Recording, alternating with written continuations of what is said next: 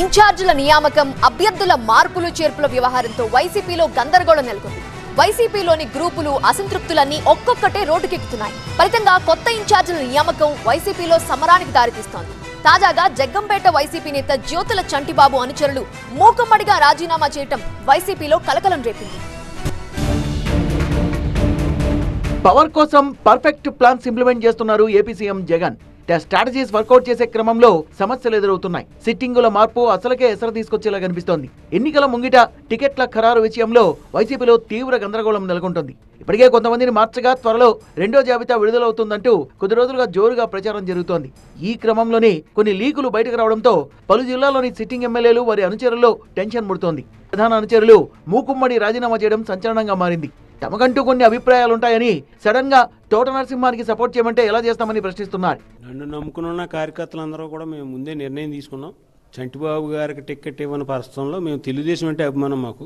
చంటిబాబు గారితో గత 10 సంవత్సరాలు తెలుగుదేశంలో పరిచయం రీత్యా ఆయన ఆహ్వానం మేరకు నేను వైసీపీ పార్టీలో జాయిన్ అవ్వడం జరిగింది. ఆయనకి టికెట్ లేనప్పుడు నేను ఈ పార్టీలో ఉండలేనండి, మీ గురించే ఉంటున్నాను నేను, లేకపోతే మా నెహ్రూ గారితో ప్రయాణం చేయడానికి అవకాశం ఏంటంటే వెళ్ళిపోతామండి. అందులో అవకాశం అందరూ సందేహం కూడా ఏమీ లేదు. పూర్తిగా మా కేడర్ అంతా కూడా ఉమ్మడిగా తెలుగుదేశంలోకి వెళ్ళిపోతామండి. వస్తే తీసుకెళ్తామండి, ఆయన వస్తానంటే తీసుకెళ్తాం, ఇబ్బంది ఏం కాదు. మొన్నటి వరకు టికెట్ దక్కకపోవచ్చన్న ప్రచారంతో అసంతృప్తిలో ఉన్న చిట్టిబాబు పీగన్నవరం టికెట్ తనకే వస్తుందన్న నమ్మకం ఉందని, ఒకవేళ రాకుంటే టికెట్ ఎవరికిస్తే వారితో కలిసి పనిచేస్తానన్నారు. అదే సమయంలో రాజకీయం అంటేనే వెన్నుపోటుగా మారిందంటూ సంచలన వ్యాఖ్యలు చేశారు చిట్టిబాబు.